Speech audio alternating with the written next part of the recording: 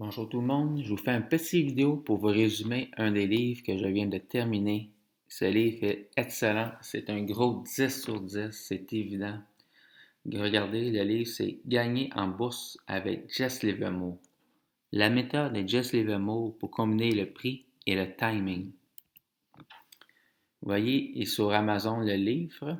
Il vient de sortir en août 2020 si je ne me trompe pas. Le prix est seulement 14$, il est vraiment pas cher. Mais il n'y a pas beaucoup de pages. Par contre, il y a 42 pages. Par contre, c'est écrit très petit. Il y a quand même beaucoup de lecture. Il y a une chose que j'adore de ce livre, c'est que presque chaque phrase qui est écrite dans ce livre vient de la bouche de Jess Livermore. C'est pas quelqu'un d'autre qui l'a écrit, c'est vraiment Jess Livermore. On va lire ici le résumé que la personne qui a publié ce livre a mis sur Amazon. Allez à complément du best-seller Mémoire d'un spéculateur, aussi disponible dans nos éditions. Jess Livermore nous livre ici en détail la méthode de spéculation qui fit de lui le plus grand spéculateur du XXIe siècle.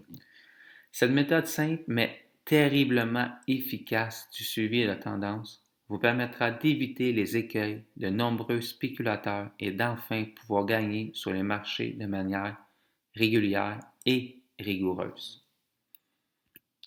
Si on voit bien que le livre est en français, il y a seulement 42 pages. J'ai été très surpris de voir ici qu'il y avait juste 2 étoiles et demie, mais vous voyez, il y a juste 2 évaluations.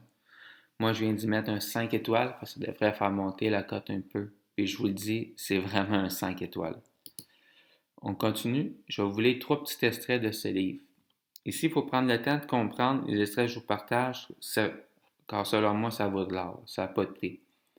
Ici, on voit les hommes d'affaires qui ouvrent une boutique ou un magasin ne s'attendent pas à faire plus de 25% sur leur investissement la première année. Mais pour les gens qui entrent dans le domaine de la spéculation, 25% n'est rien. Ils recherchent 100%. Et leurs calculs sont erronés. Ils ne font pas de la spéculation une entreprise et ne la gèrent pas selon des principes commerciaux. Je trouve que c'est vraiment vrai à 100%. Ce qu'il faut comprendre, il y a un gros du monde qui lance le trading pour gagner des grosses sommes de fous, alors que c'est pas ça qu'il faut faire. Quand tu trouves un compte de trading, tu commences à faire du trading, tu devrais voir ça comme une entreprise qui monte un petit peu tranquillement, pas vite. Ne cherchez pas à faire des gains de fous, cherchez juste à être rentable, puis tranquillement, pas vite, l'entreprise va toujours grossir. Moi, je vois ça pareil comme quelqu'un qui loue un magasin, achète des souliers, vend des souliers. Il ne pensera pas faire 100% en 2 mois. Si à la fin de l'année, comme c'est écrit ici, il fait juste 25%, il va être content. C'est comme avec votre compte de trading. Si vous faites 25% à la fin d'année, vous devriez être content. Il faut voir notre compte de trading comme une vraie entreprise. Comme si on achèterait des... Comme notre argent, c'est comme le matériel qu'il y a dans, dans les étagères d'épicerie environ.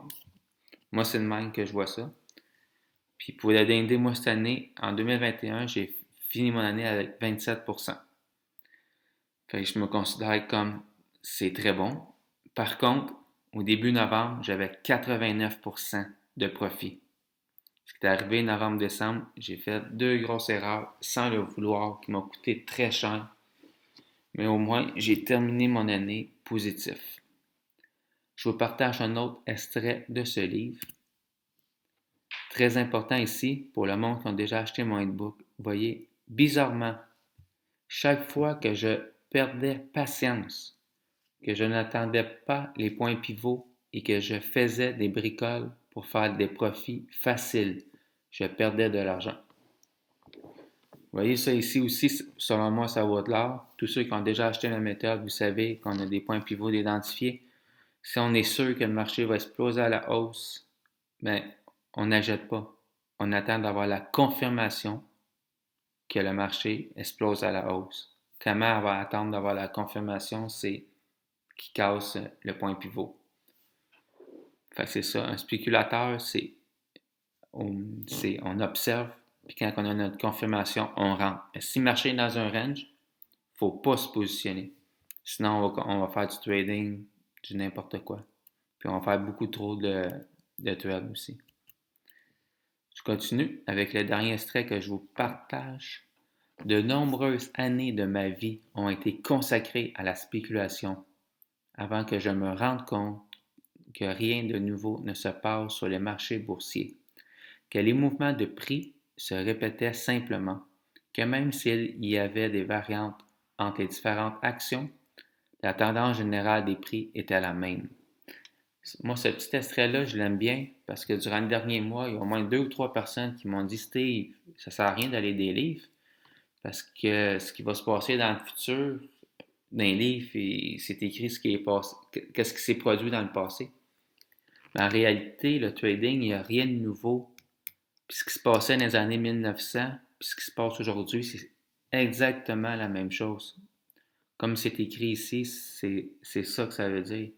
Qu'est-ce qu'on veut dire, c'est exactement la même chose. Quand une tendance haussière, c'est juste la psychologie. Pourquoi c'est la psychologie? Parce que quand une tendance haussière commence, il y a de la, le monde, ils ont beaucoup d'espoir, beaucoup de monde achète, puis ils font exploser les prix à la hausse beaucoup trop haut. Puis nous, c'est ces moments-là qu'on profite. Puis quand il y a une tendance baissière commence, pourquoi c'est de la psychologie? Parce que le monde, ils voient que le marché baisse un peu, puis vont commencer à prendre leurs pertes, puis tout le monde va avoir peur. Tout le monde va prendre ses pertes en même temps. Puis ça va faire un gros mouvement exagéré, beaucoup. Puis nous, c'est ces mouvements-là qu'on utilise pour gagner de l'argent. Je ne sais pas si je vous l'explique comme il faut, mais si vous voyez sur tous les livres que j'ai lus, je les classe en troisième. Première meilleure lecture, deuxième meilleure lecture, troisième. Et même lui ici, on parle de Jesse Livermore dans ce livre-là ici. Fait que vous pouvez le retrouver sur mon site web ici. J'espère que cette petite vidéo-là vous a appris quelque chose. Je vous dis un gros merci. On se revoit à la fin de semaine pour le suivi d'un de mes threads.